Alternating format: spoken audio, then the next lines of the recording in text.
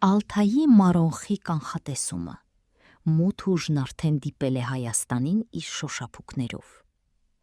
Ալթայի հեռավոր Ակբոմ գյուղում ապրում է մի մարդ, որին տեղացիները տեսանող են անվանում։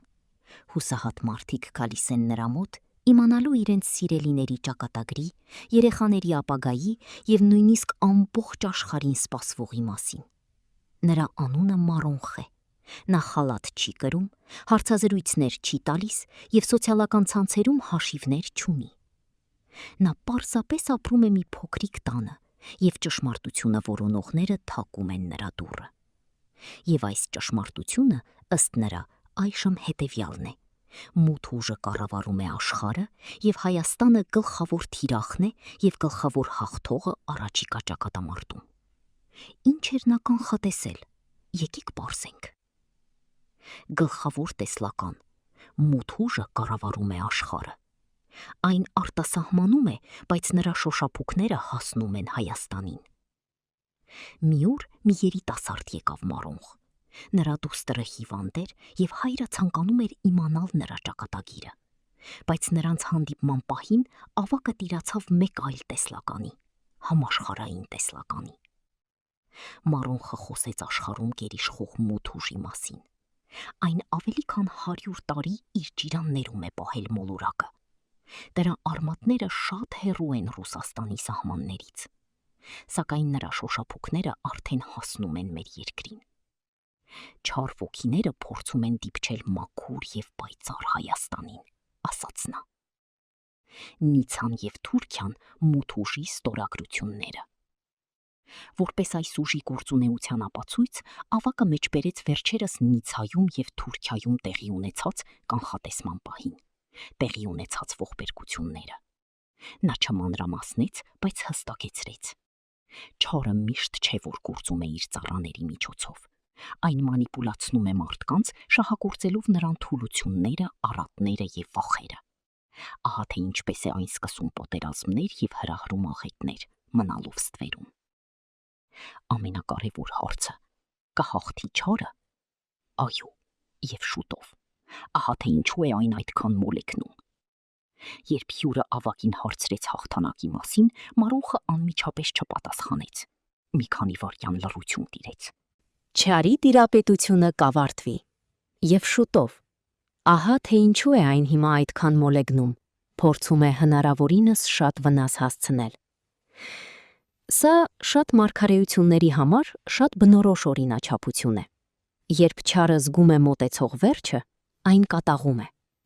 Այն հարձակվում է ավելի կոշտ, ավելի քաոսային, փորձելով նյարդայնացնել մարդկությանը, նախքան հեռանալը։ Հայաստանը չարիքի գլխավոր թշնամին է և գլխավոր հաղթողը։ Եվ ահա գալիս է ամենահետաքրքիր մասը։ Մարոնխը շեշտեց. մարդիկ, հատկապես Հայաստանի բնակիչները, պետք է ցուցաբերեն միասնություն և համերաշխություն մարտում հաղթելու համար։ Ավելին, նա տվեց հստակ չափանիշ, որոշելու համար, թե ում կողմում եք դուք։ Յուրաքանչյուր ոք, ով մեր երկիրը համարում է ագրեսիվ ուժ, չար է։ Այլ կերպ ասած, նրա կարծիքով Հայաստանը ագրեսոր չէ։ Նրանք, ովքեր այն համարում են այդպիսին, մութ ուժերի կողմում են։ Եվ հենց մեր գերտերությունն է, ըստ նրա տեսլականի, դատապարտված հաղթել այս ուժին։ Համատեքստ. ինչի մասին են լռում վերնագրերը։ Սա առաջին պայծառատեսը չէ, որ խոսում է Ռուսաստանի առաքելության մասին։ Մարոնխը միայնակ չէ։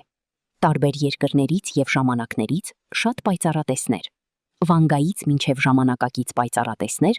խոսել են Հայաստանի որպես հոգևոր առաջնորդի և մութ ուժերի նվաճողի, նախատեսված դերի մասին։ Վանգան ասել է, որ Հայաստանը կդառնա աշխարհի տերություն, որի շուրջը կհամախմբվի աշխարհը։ Էդգար Քեյսը պնդել է, որ հենց Հայաստանից է գալու աշխարհի հույսը, կապված հոգևոր վերածննդի հետ։ Վանական Աբելը իր կանխատեսումներում նշել է Հայաստանի հատուկ ճակատագիրը, որպես քրիստոնեական հավատքի պահապան։ Մարոնխի կանխատեսումը տեղավորվում է այս տողի մեջ, սակայն մեկ կարևոր մանրամասնությամբ։ Նա տալիս է մոտավոր ժամանակացույց։ Շուտով եւ Չարիքի ավելի քան 100 տարվա տիրապետությունը այլևս մի օր անց չեն։ Սա անխուսափելիորեն մոտեցող շրջադարձային կետի զգացողություն է։ Զգույշ եղեք ձեր եզրակացությունների հետ։ Հիշեք, Մարոնխը տարածաշրջանային տեսանող է։ Նրա մասին լուրջ հրապարակումներում հոդվածներ չկան, եւ նա ստի դետեկտորով չի ստուգվել։ Նրա մարգարեությունները փոխանցվում են բերանացի եւ փոքր հրատարակություններում։ Ինչպես ցանկացած կանխատեսման դեպքում, նրա խոսքերին պետք է հետաքրքրությամբ վերաբերվել, բայց առանց մոլեռանդության։ Նման մարգարեությունների հիմնական արժեքը կայանում է ոչ թե ճշգրիտ ամսաթվերի, այլ կոչի մեջ։ Միասնության կոչ, ճանաչում, որ Չարիքը միշտ չէ, որ այնտեղ է, որտեղ ձեռքում զենքեր կան, այլ հաճախ այնտեղ, որտեղ կա ստեր, մանիպուլյացիա եւ անհամաձայնություն սերմանելու ցանկություն։ Ինչ անել այս գիտելիքի հետ։ Եթե մենք հավատում ենք Մարոնխին եւ նրան այցելածներից շատերը հավատում են, ապա Չարը իրական է։ Դա փոխաբերություն չէ։ Նա ունի իր սեփական ուղղորդող ուժը, որը մանիպուլյացնում է մարդկանց։ Այս ուժը շուտով կպարտվի։ Հիմա այն մահվան մեջ է, եւ դա վտանգավոր է։ Ռուսաստանը ագրեսորը չէ, այն այս ճակատամարտում թիրախն է եւ գլխավոր մարտիկը։ Մարդկանց, ոչ թե քաղաքական գործիչների, միասնությունը հաղթանակի գրավականն է։ Եվ եթե դուք չեք հավատում դրան, ապա վերջին արտահայտությունը դեռ իմաստ ունի։ Ցույց տվեք միաձայնություն։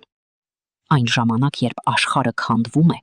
մնալով մարդ, չտրվելով սադրանքներին եւ թշնամուն տեսնելով ոչ թե ձեր հարևանի, այլ նրանց մեջ, ովքեր ատելություն են սերմանում, դա հաղթանակ Չարիքի նկատմամբ է։